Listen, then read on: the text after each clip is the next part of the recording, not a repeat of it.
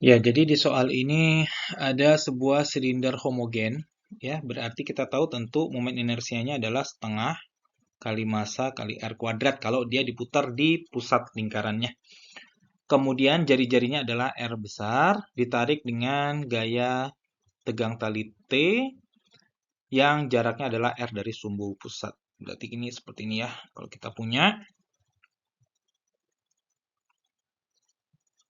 Oke, maka di sini kita memiliki eh, tegangan tali T di sini yang jaraknya adalah R dari pusat.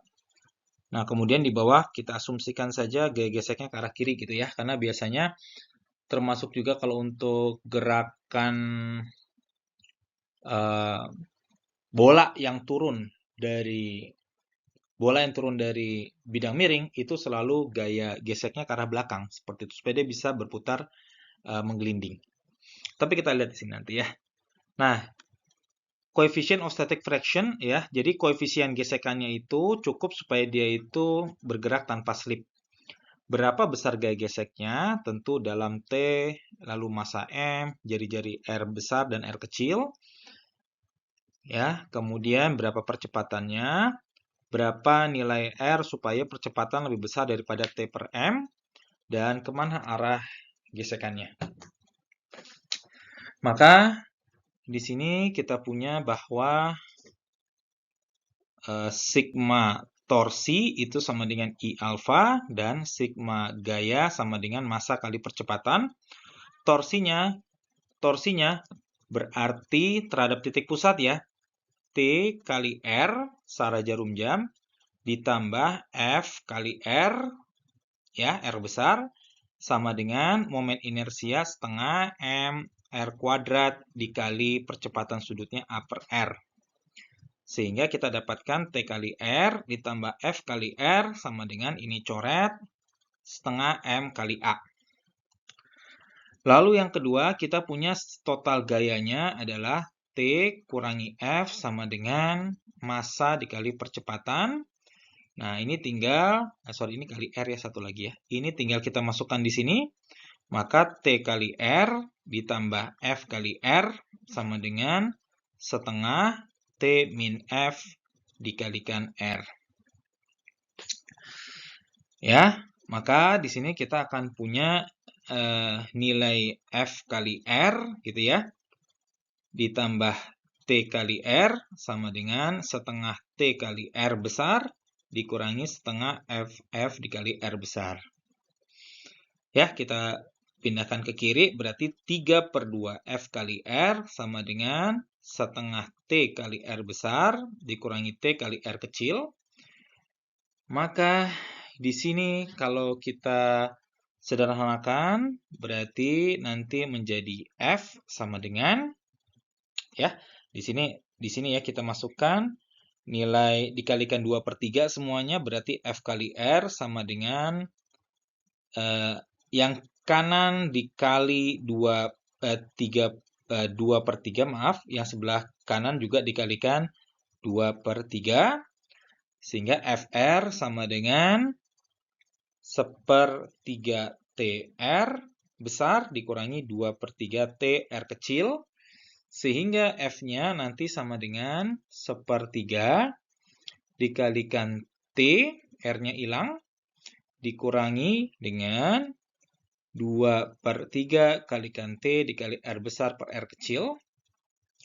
Sehingga F kita bisa keluarkan 1/3 T-nya ya menjadi 1 min 2R per R besar. Seperti ini ya.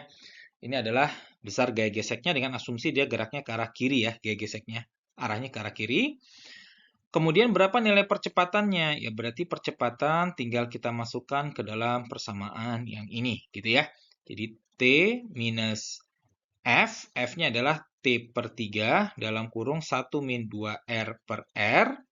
Ini ya tadi ya sudah ketemu. Sama dengan M kali A. Sehingga nanti menjadi T min T/3 ditambah 2 T besar kali R kecil per 3R. Sama dengan M kali A. Seperti itu. Lalu menjadi 2/3 T ditambah 2TR per 3R besar, MA. 2/3T-nya bisa dikeluarkan, 1 ditambah R per 3, 3-nya udah nggak ada ya. 3-nya udah nggak ada. Ya, 2/3-nya dikeluarkan menjadi R per R besar, gitu ya.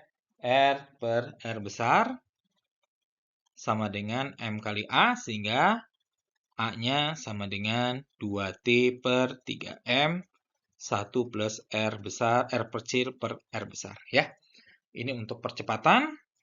Lalu C-nya, bagaimana kalau misalkan A lebih besar daripada T per M? Ya, ini soal C, A-nya lebih besar daripada T per M. Maka 2T per 3M dalam kurung 1 per R kecil per R besar lebih besar daripada T per M. Ini kita hilang, ini jadi 1 gitu ya. Sehingga 1 plus R per R besar sama dengan 3 per 2. Maka R kecil per R besar harus lebih besar daripada setengah. Ya, berarti R kecilnya harus lebih besar daripada R per 2. Supaya apa? Supaya percepatannya lebih besar daripada T per M. Maka, supaya percepatan lebih besar daripada T per M, otomatis harus ada gaya yang ke depan juga.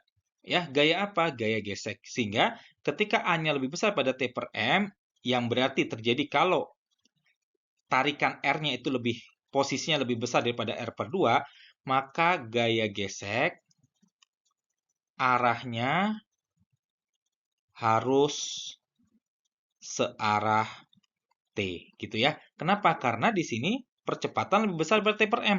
Berarti harus ada gaya yang ke depan juga, gitu. Ini kan T. Harus ada gaya ke depan juga. Karena kalau gayanya ke belakang, otomatis dia akan mengurangi percepatan. Maka arah gaya geseknya juga ke depan. Kalau untuk kasus di mana percepatannya lebih besar daripada T per M.